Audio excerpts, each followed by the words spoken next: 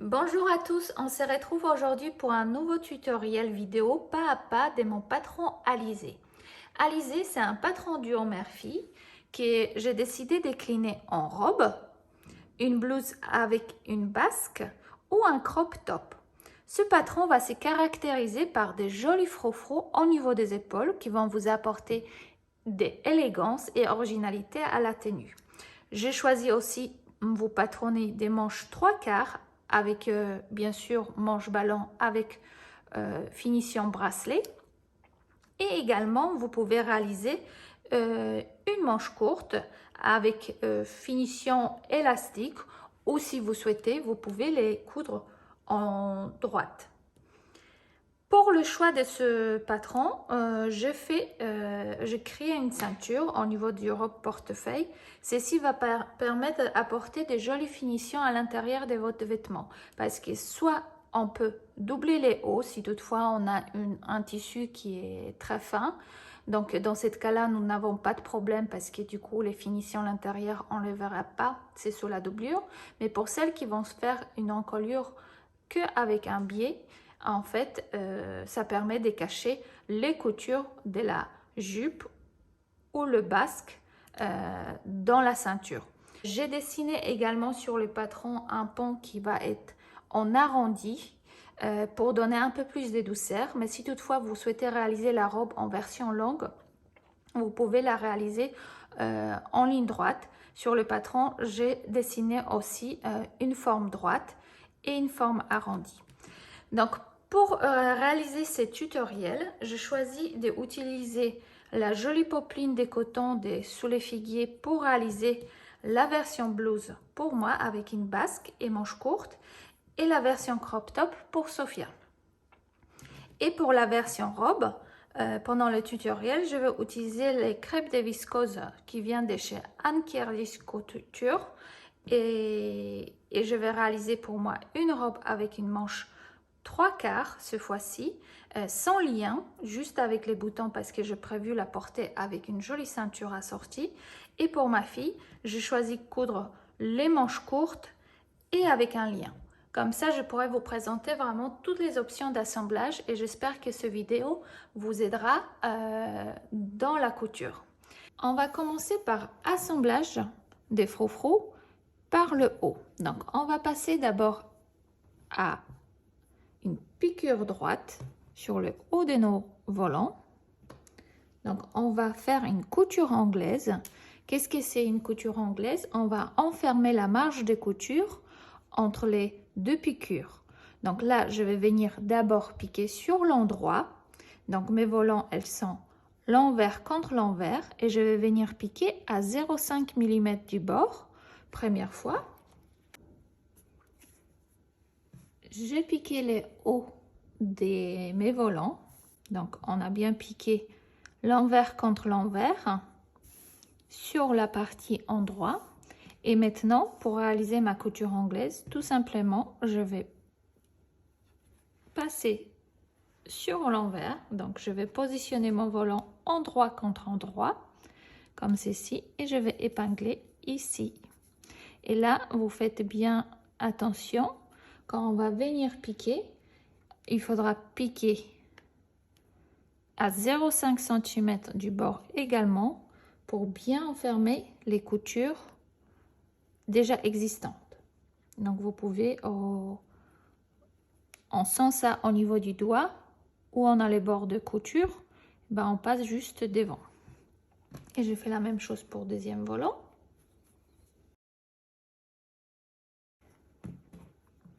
Et là, je viens piquer tout le long des volants.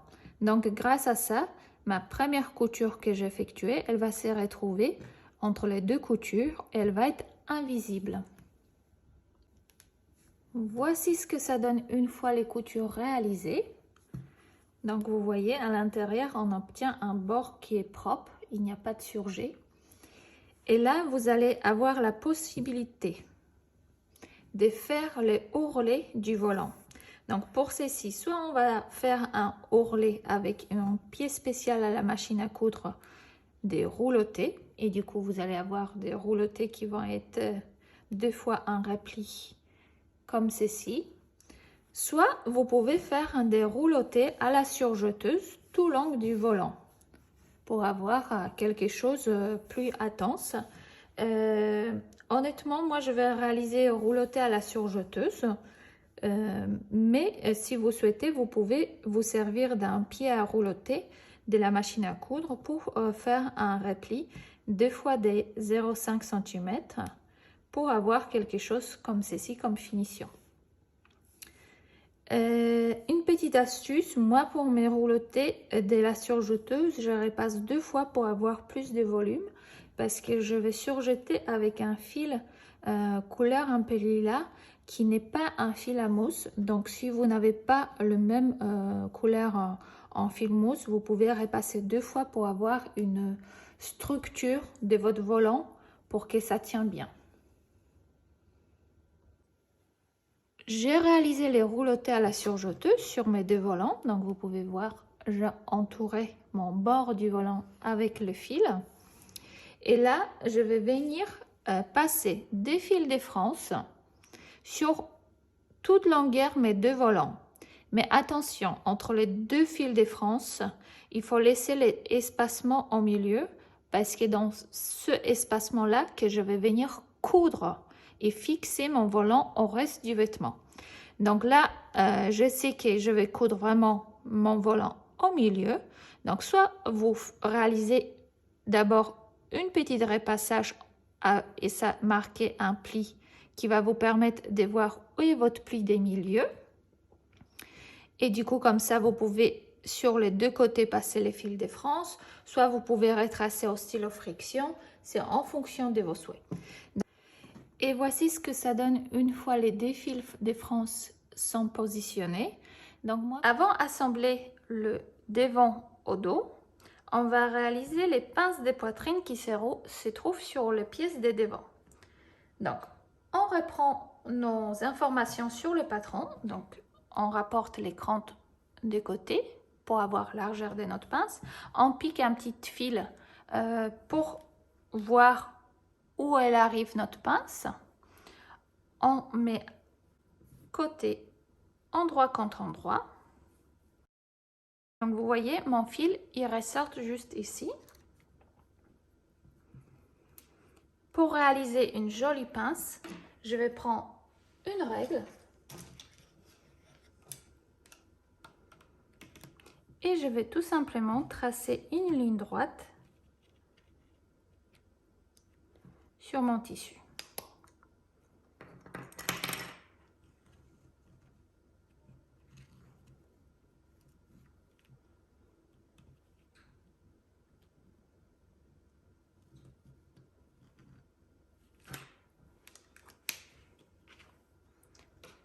Et je vais venir coudre de l'extérieur vers l'intérieur de ma pince. En dépassant légèrement, je vais faire 3 points plus loin.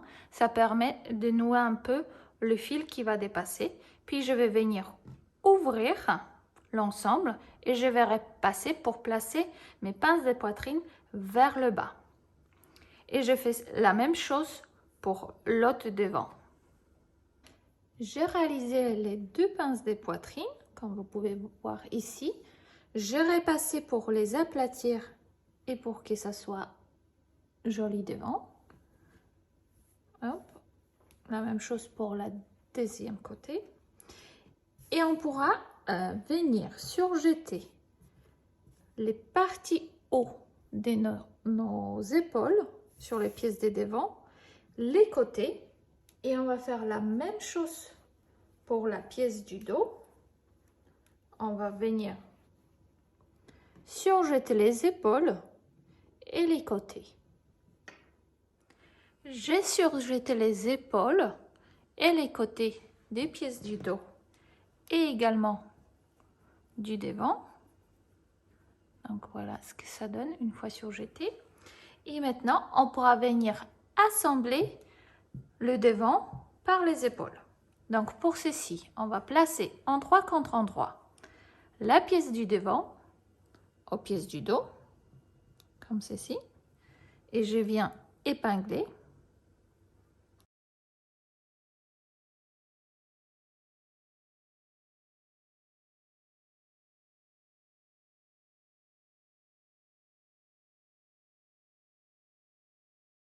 et je vais venir piquer à 0,7 cm du bord les deux épaules et je vais venir les ouvrir au fer à repasser. Et on va thermocoller une bande fine tout au long de l'encolure de devant. Ça nous permettra d'avoir quelque chose plus rigide parce que comme vous pouvez voir, les tissus fins, elles s'étirent un peu, elles travaillent. Et pour avoir quelque chose plus rigide, quand on va positionner un biais, je propose thermocoller l'encolure. J'ai thermocollé tout autour de l'encolure avec un thermocollant. Donc moi, j'ai découpé dans mon thermocollant un biais de thermocollant, une bande de 1 cm de large sur tout tour. Après, ça existe aussi des rubans thermocollants que vous pouvez tout simplement utiliser. Et on va passer à la pose du biais.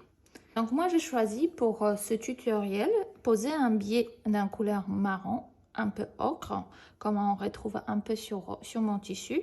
Ceci va vous permettre de mieux visualiser le travail sur le tissu déjà fleuri. Mais vous, si vous souhaitez, vous pouvez réaliser un biais dans votre tissu. Donc pour ceci, quand vous achetez votre biais, vous voyez qu'il y a une petite espacement qui va permettre de replier le biais. Donc quand on va poser le biais, on va se retrouver avec une partie qui va être légèrement plus courte et l'autre qui va être un peu plus longue. Donc là, je vais prendre la partie plus petite, je vais la ouvrir et je vais venir la positionner sur le devant de mon encolure. Donc je vais la positionner comme ceci et je vais épingler. Sachez que pour pose du biais, vous avez besoin impérativement votre fer à repasser parce que le biais, ça se travaille toujours au fer à repasser. Et j'épingle. Donc pour la partie en ligne droite, on épingle tout simplement en ligne droite. Et par contre, quand on arrive à l'encolure, on va déjà cranter notre biais. On va juste faire des petites incisions. Ça nous permettra plus facilement tourner les biais pour pouvoir la positionner à notre encolure.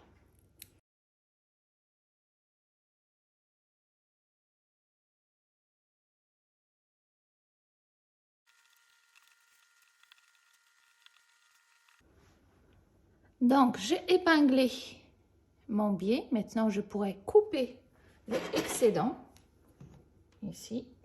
Donc, j'en aurai pas besoin. Et je vais venir piquer tout long de ce biais. Hop. Et du coup, je pique vraiment dans le premier marquage qui est juste ici. Et après, je couche les biais vers l'intérieur et je repasse. J'ai piqué mon biais. Comme vous pouvez voir, je fais en couleur bleue pour que vous puissiez bien voir la piqûre. Et maintenant, avant de rabattre 2 fois mon biais comme ça et comme ça, pour venir après cacher mes marges de couture, je vais venir cranter la partie arrondie de mon encolure. Tous les tissus chaîne et trame, il faut toujours cranter au niveau des encolures. Si vous posez du biais, vous posez un col. Voilà, dès que vous utilisez le tissu en chaîne et trame, il faudra cranter les parties arrondies au niveau des encolures. Et là, je vais venir au fer à repasser, bien aplatir l'ensemble, ça va prendre vraiment la forme, et en même temps rabattre la première marche de couture, je enferme comme ceci. Si vous voyez que vous avez trop grosse marge, vous pouvez diminuer au ciseau. Première fois, je fais, et deuxième fois, et je fais attention pour que ici, on a 1 millimètre de mon tissu principal qui soit là. Et vous repassez tout l'ensemble pour bien positionner et vous épingler. Et voici, une fois le biais épinglé, vous pouvez voir que j'ai gardé partout un petit rebord de tissu principal qui va nous permettre de bien cacher les biais. Quand on va retourner sur l'endroit, en fait, on verra pas du tout le biais. Donc, ce qu'on va faire maintenant, que je vais venir piquer tout le long de l'encolure. Donc, bien, en pensant bien prendre en compte les bords du biais. Voici une fois les biais posés. Donc, vous pouvez voir que j'ai piqué tout autour. Donc, j'ai bien mis dans la canette du bas mon fil de même couleur que mon biais. Et j'ai piqué tout autour de mon encolure. Alors, une fois qu'on a piqué, il faut quand même à nouveau repasser pour raplatir tout ça. Vous allez retrouver sur le patron les marques de départ du volant et la marque où il doit se terminer.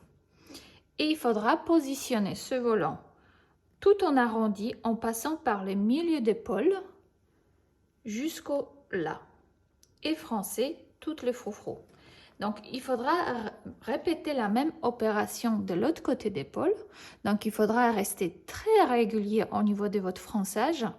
Je vous conseille froncer plutôt au niveau des épaules et adoucir le fronçage au niveau du bas. Donc, soit vous êtes déjà une couturière assez expérimentée et vous pouvez tout à fait positionner déjà votre froufrou sans tracer des courbes, soit vous êtes débutante et vous avez un peu peur d'avoir un résultat pas régulier. Et dans ce cas-là, je vous propose de retracer la ligne de pose ici.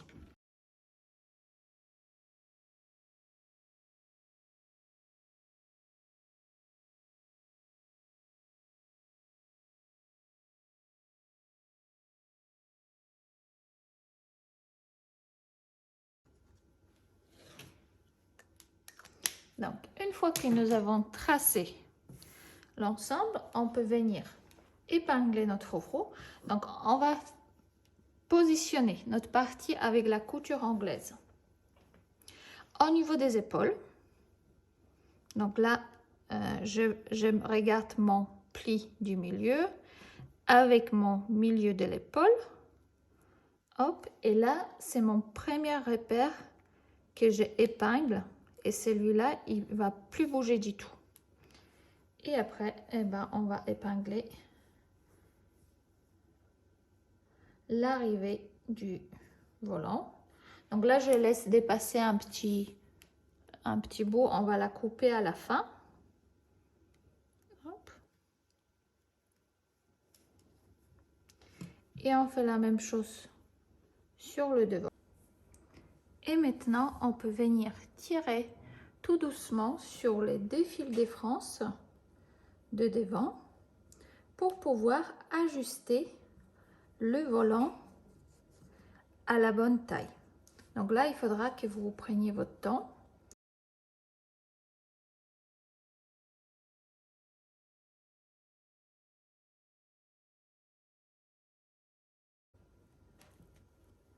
Et si vous n'aimez pas les volants, vous pouvez également sauter cette étape et pas réaliser les volants à la robe portefeuille. Et dans ce cas-là, vous réalisez une robe portefeuille sans les froufrous sur les épaules.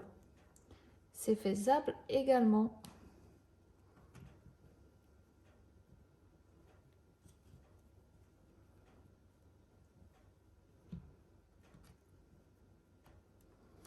Hop, vous voyez, on obtient quelque chose de très joli, comme une grappe, comme un petit flair. Et le fait d'avoir deux fois passé mon rouleauté, Ça apporte la structure qui après, voilà, une fois qu'on va enlever les fils de France, ça va devenir vraiment comme un petit fleur. Et je fais la même chose pour le dos. On procède de même manière.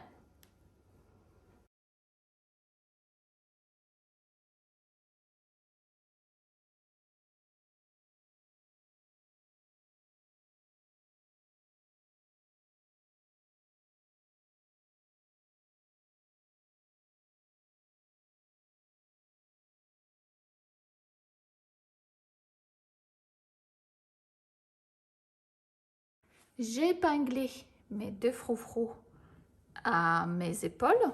Et là, je viendrai piquer entre les deux fils de France avec un fil couleur qui s'approche le plus du volant pour qu'il soit moins visible possible, tout au milieu, ici. Donc, quand vous allez piquer, n'hésitez pas avec vos mains, étirez les froufrous et les remettre bien pour pouvoir piquer le plus régulièrement possible. Donc, je vais piquer ça et je vous montre ce que ça donne. J'ai cousu le volant entre les deux fils de France. Donc, j'ai essayé de piquer vraiment entre les deux au milieu. Maintenant, on pourra enlever toute fil de France.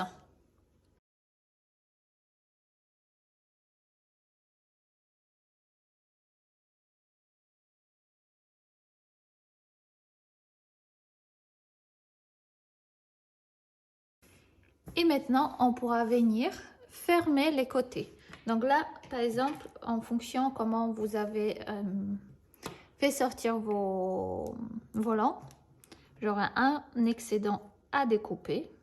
Donc, ce que je vais faire là, hop.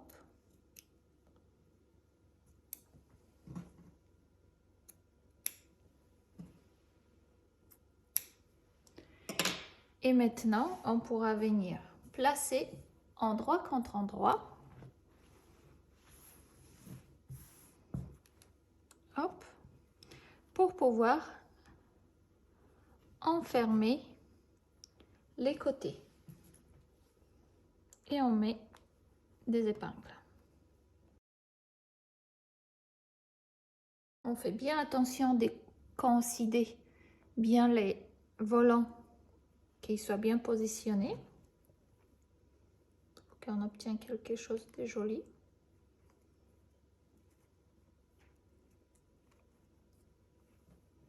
Hop.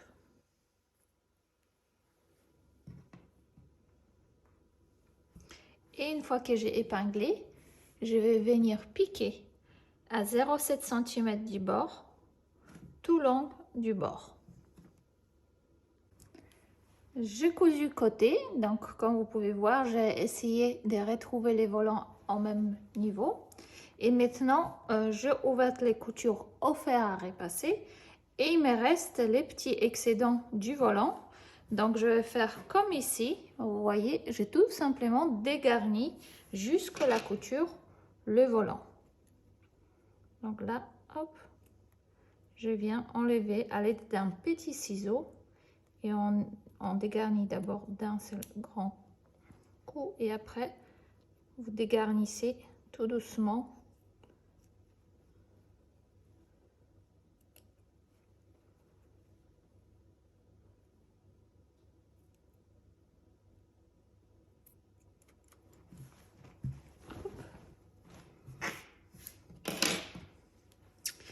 Et voilà, le haut, il est déjà à présent presque terminé. Il va nous rester à faire des manches. Et maintenant, on va s'attaquer à la pose d'un ceinture. Avant de monter les ceintures, vous avez la possibilité de réaliser les ceintures nouées. Si vous avez choisi option de la ceinture nouée, il faudra découper 4 liens comme ceci, les positionner endroit contre endroit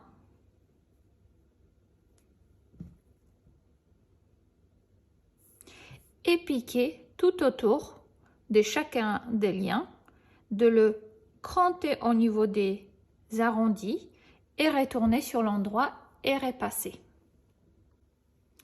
J'ai cousu les deux liens. Je l'ai retourné et je l'ai repassé pour les bien aplatir. Maintenant, on peut passer au montage de la ceinture. Donc, pour les ceintures, j'ai décidé de le réaliser en deux couleurs. Couleur fleurie pour la partie ceinture extérieure et couleur unie pour les côtés de la ceinture intérieure. Ça permettra que vous voyez mieux le montage pendant le tutoriel. On va commencer par la ceinture extérieure. On a le ceinture du dos qui va être légèrement plus longue que les deux ceintures de devant. On va positionner endroit contre endroit, côté droite, la ceinture. On va les épingler. Et là, on va positionner le premier lien comme ceci. Et on va reprendre deuxième ceinture de devant pour la positionner endroit contre endroit. Donc, comme vous pouvez voir, le petit lien, il va se retrouver en sandwich entre la ceinture du dos et la ceinture de devant. Et j'épingle.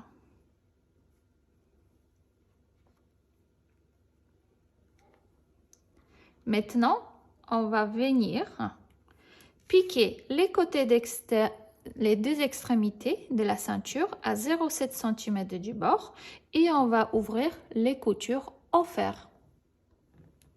J'ai cousu la ceinture avec un lien, donc c'est la ceinture extérieure. Donc à savoir que si toutefois vous ne mettez pas les liens, vous cousez la ceinture sans le lien, donc sans attache ici. Une fois qu'on a fait ça, on va maintenant réaliser la ceinture côté intérieur. Donc c'est pareil, ici on va poser notre ceinture du dos et on va positionner endroit contre endroit les bords extérieurs et on va venir les épingler. Et la même chose de l'autre côté. Donc vu qu'à l'intérieur on ne met pas de liens, tout simplement on réalise la ceinture.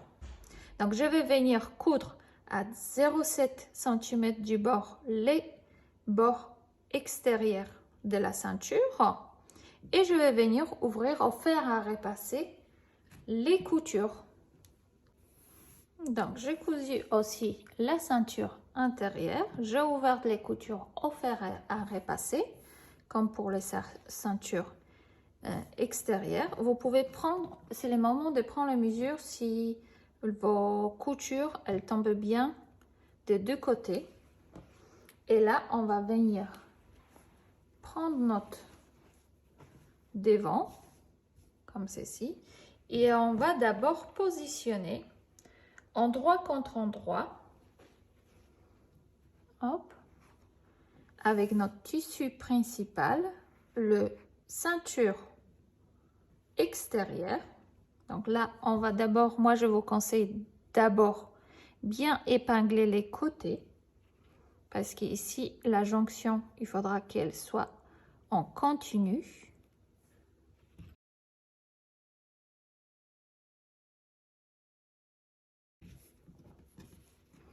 Et on va aligner également le devant avec la ceinture devant.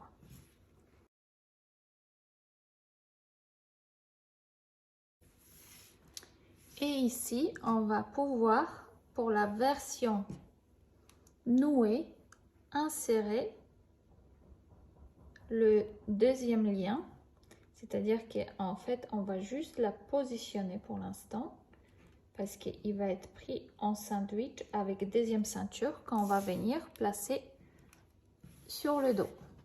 Donc là, on a épinglé la ceinture extérieure avec l'ensemble du haut.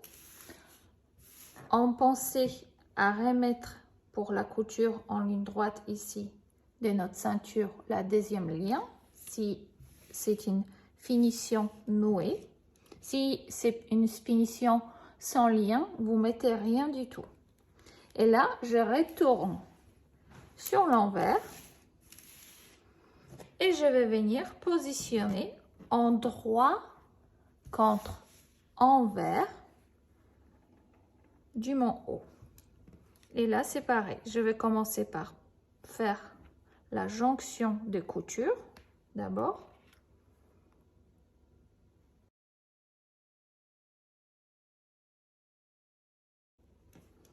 Hop. Et on va pouvoir répartir le reste de la ceinture. Donc, on retrouve notre haut de la robe en sandwich entre la ceinture extérieure et la ceinture intérieure.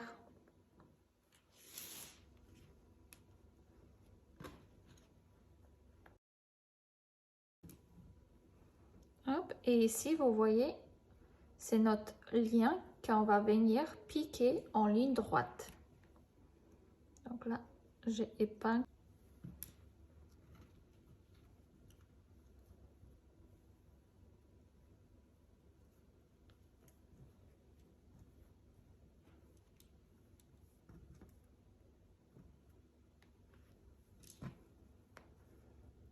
Hop. Et ici aussi, je mets une épingle sur les côtés, comme ceci. Et là, je vais venir piquer ma ceinture par ici. Hop, je vais m'arrêter, je vais soulever les pieds de biche, je vais tourner mon ensemble sur ma machine à coudre et je vais venir piquer tout au long de la ceinture. Arriver au coin ici, c'est pareil, je vais laisser une aiguille pointée, je vais soulever mon pied de biche et je vais répartir ici. J'ai cousu les deux ceintures en prenant en sandwich le haut de ma robe. J'ai profité pour retourner sur l'endroit. Avant ça, j'ai dégarni d'ongles sur les deux extrémités pour bien la placer.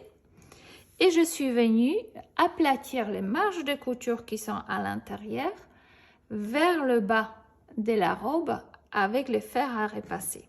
Et quand j'ai repassé, j'ai réalisé un repli de 1 cm qui va venir cacher la couture de la jupe qui va venir, que je viendrai coudre aux ceintures extérieures.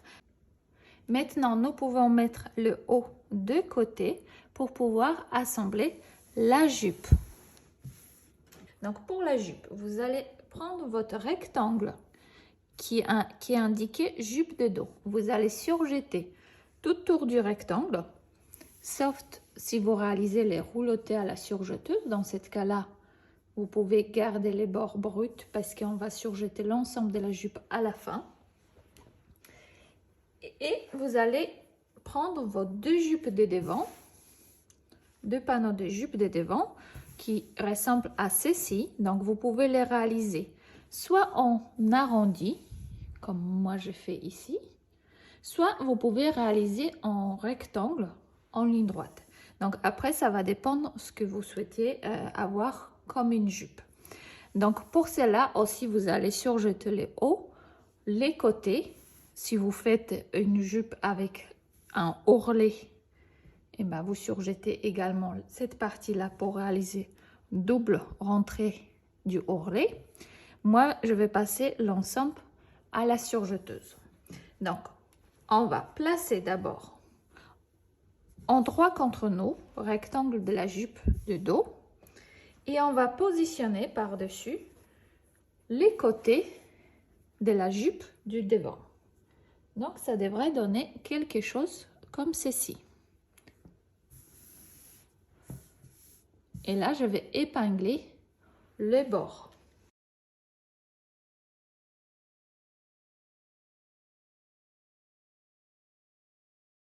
Et là, je vais venir positionner mon deuxième bord de ma jupe, aussi endroit contre endroit.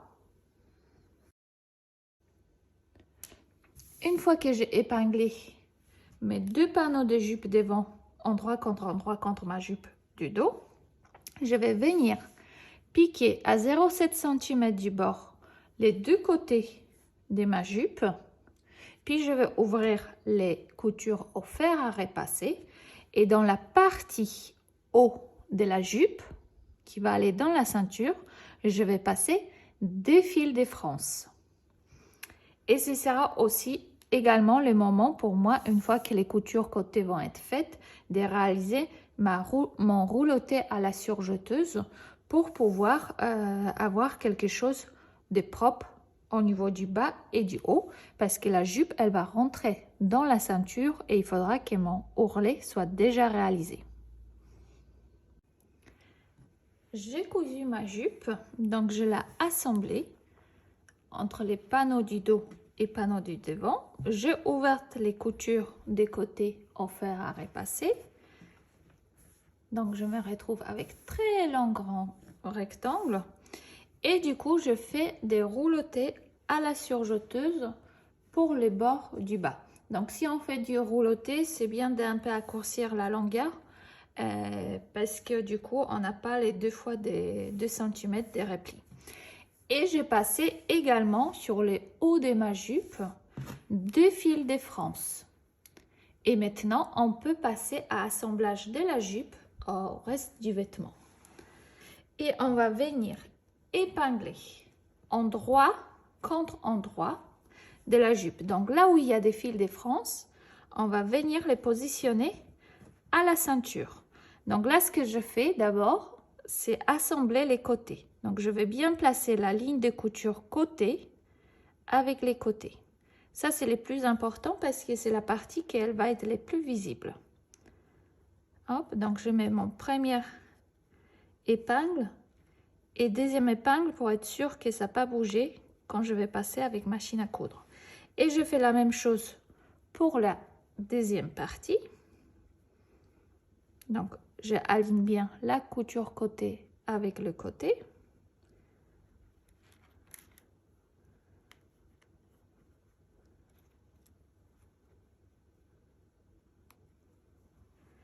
Et maintenant, je vais venir tirer légèrement sur les fils de France pour commencer à ajuster la jupe au niveau du dos. Donc déjà à peu près, moi je vois mon repli des milieux de ma jupe, mais si toutefois vous connaissez pas, vous voyez pas encore, vous pouvez toujours plier votre jupe en deux pour avoir votre repère du milieu de jupe ici. Donc vous savez que cette épingle là, il faudra mettre au milieu du dos de votre robe. Et là c'est pareil, on peut faire hop,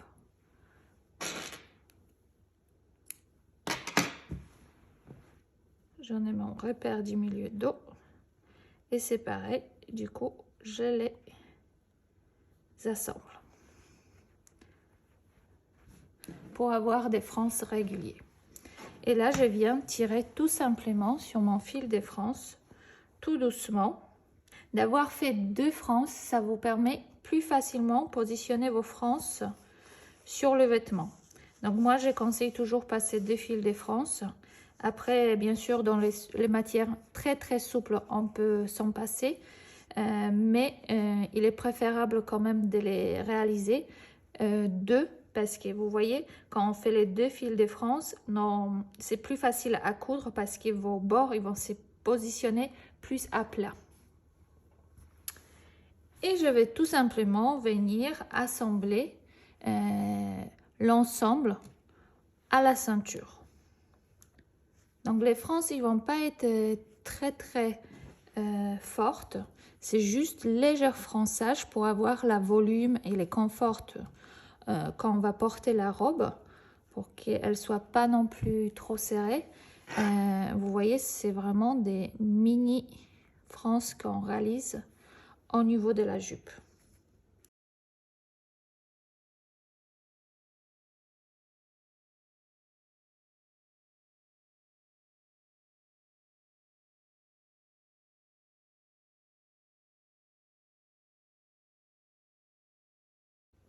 Donc ici, je aligne vraiment au niveau de ma ceinture, que ça soit bien rentré ici. C'est-à-dire que là, il faut que j'aligne avec la couture qui se trouve juste ici. Alors, comme vous pouvez voir, j'ai épinglé ma jupe aux ceintures extérieures endroit contre endroit. Donc là, il est endroit contre endroit. J'ai réparti les frances.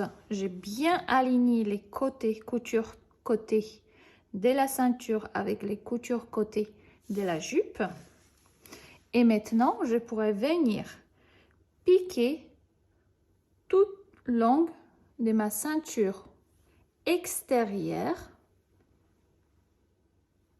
pour pouvoir fixer la jupe au reste du vêtement. Et comme ça, après, je pourrais rabattre ce ceinture-là sur les coutures. J'ai cousu la jupe à la ceinture extérieure. On voit en couleur bleue la piqûre. Hop. Donc maintenant, vous voyez, c'est assemblé. On peut voir que la couture de côté du haut de la ceinture et de la jupe, il est bien aligné, parce que si vous mettez bien des épingles, ça peut faire que ça. Et là, je vais venir retirer les fils de France quand on les voit encore sur l'endroit de la robe. Et après, je pourrais venir repasser les marges de couture vers l'intérieur de la ceinture et rabattre avec la ceinture violet par-dessus pour cacher mes coutures. Comme ça, on va obtenir un vêtement avec l'intérieur propre. Et maintenant, soit vous venez surpiquer l'ensemble à la machine à coudre en prenant bien en compte les deux ceintures. Donc, il faudra bien piquer au plus près des lisières de la ceinture ici.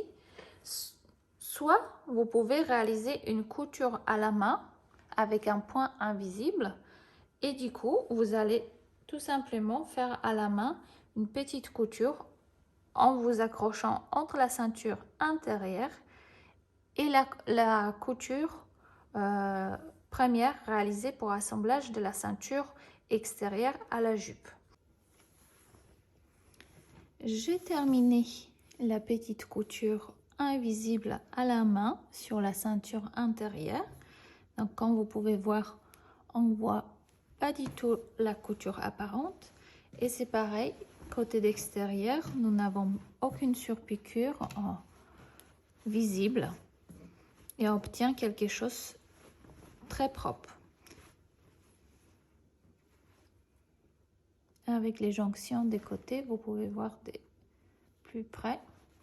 Et maintenant, on peut s'attaquer au assemblage des manches. Donc, sur la robe ou la blouse, vous avez possibilité de monter les manches courtes ou les manches 3/4.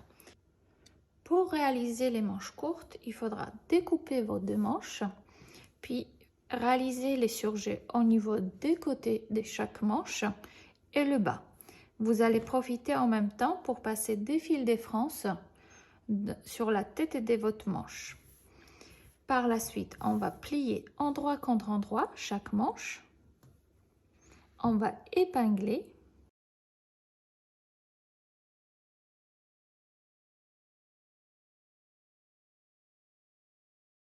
Et on va venir piquer à 0,7 cm du bord chaque côté du manche. J'ai piqué les deux manches sur les côtés. J'ai ouvert les coutures avec les fers à repasser. Et maintenant, on va pouvoir les mettre sur l'endroit et on va le monter sur le vêtement. On va placer notre vêtement sur l'envers.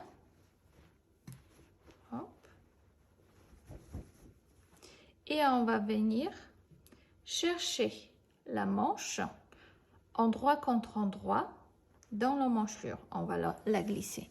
Donc, on va glisser ou on passe en dessous, c'est comme vous souhaitez, la manche endroit contre endroit.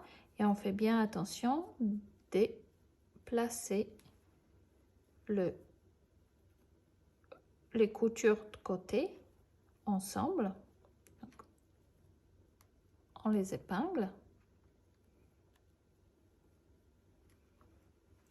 Et on fait répartir la manche dans l'emmanchure on va l'ajuster avec les fils de France sur la tête de la manche.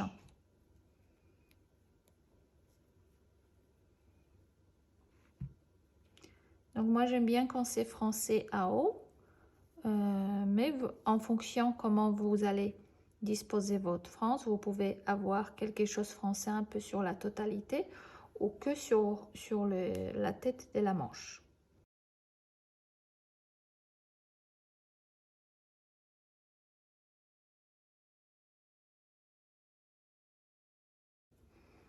Et une fois que j'ai épinglé ma manche à ma emmanchure, je viendrai piquer à 0,7 cm du bord tout autour et je vais faire un surjet. Je procède de même manière pour la deuxième emmanchure de l'autre côté. J'ai monté les manches sur la robe de ma fille. Hop. Donc c'est une manche courte. Donc j'ai cousu tout autour. J'ai surjeté l'intérieur de la emmanchure pour avoir quelque chose de plus propre. Et là, il faudra terminer la manche. Donc, soit vous pouvez faire un double repli pour avoir une manche droite ici, tout simple. Soit on refait double ourlet et on fait glisser à l'intérieur une petite élastique pour avoir quelque chose légèrement froncé par le bas. Ça va être en fonction de votre choix. Donc moi, je vais réaliser double repli et je vais vous montrer pour glisser élastique. Et voilà, la version de ma fille, elle est déjà terminée avec les petites manches avec finition élastique. Donc il me reste encore à faire une boutonnière pour pouvoir coudre un bouton et faire une boutonnière pour que la robe puisse se fermer à l'intérieur. Mais sinon, elle est déjà terminée. Donc, pour monter une manche 3/4, on procède de la même manière que pour la manche courte. Donc, vous allez découper vos deux manches. Vous allez surjeter à chaque fois les deux côtés et vous allez passer deux fils de France sur la haut de la tête de la manche. Puis, on va positionner endroit contre endroit chaque manche. On va la replier et on va tout simplement épingler les côtés.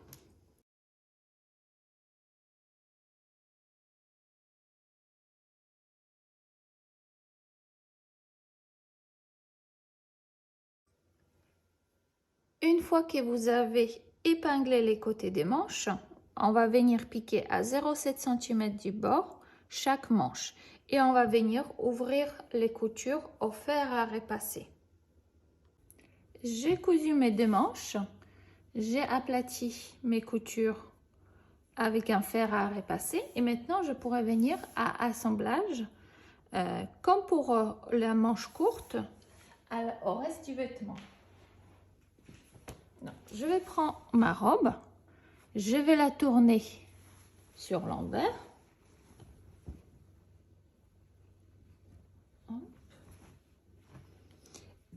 Et les manches, je vais les tourner sur l'endroit.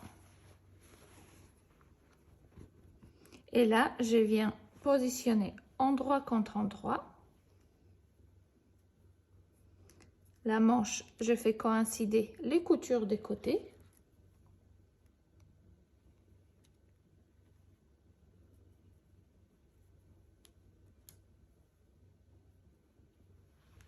Et je fais répartir la manche tout autour.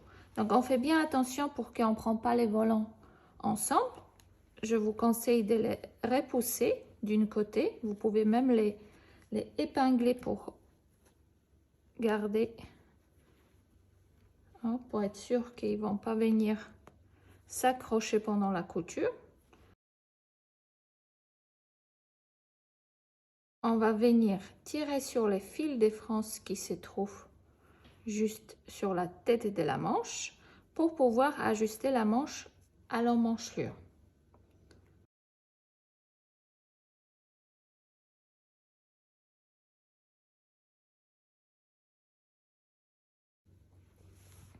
Donc, une fois que j'ai épinglé ma manche à l'emmanchure, je viens piquer tout autour à 0,7 cm du bord et je vais surjeter. J'ai cousu les deux manches, j'ai surjeté l'intérieur de ma emmanchure pour avoir une finition un peu plus propre et j'ai passé les fils de France au niveau de la bas de la manche, comme vous pouvez voir, pour pouvoir ajuster par la suite au poignet. Maintenant, on pourra réaliser les poignets. Pour réaliser les poignets, vous allez réaliser les 3 plis sur votre poignet.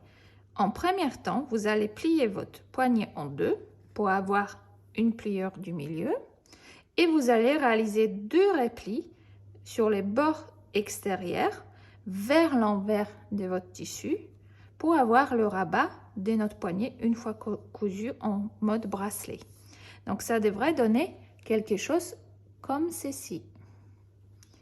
Et une fois que vous avez préformé vos plis, on peut rouvrir, déplier nos replis et là on va venir épingler notre bracelet. Hop. On pourra venir piquer à 0,7 cm du bord les bords de chaque poignet. J'ai cousu les bracelets avec et j'ai repassé les coutures pour les aplatir. Et maintenant, je vais venir mettre ma main dans le bracelet comme ceci et je viendrai prendre ma manche et faire glisser le poignet dessus. Donc là, je vais venir d'abord faire raccord entre les coutures côté de ma manche avec les coutures du bracelet. Donc, je vais juste mettre mes fils un peu plus loin, hop, et tout simplement, je viens épingler. Hop. Et là, maintenant, je pourrais répartir tout autour de la manche dans le bracelet en tirant sur les fils de France.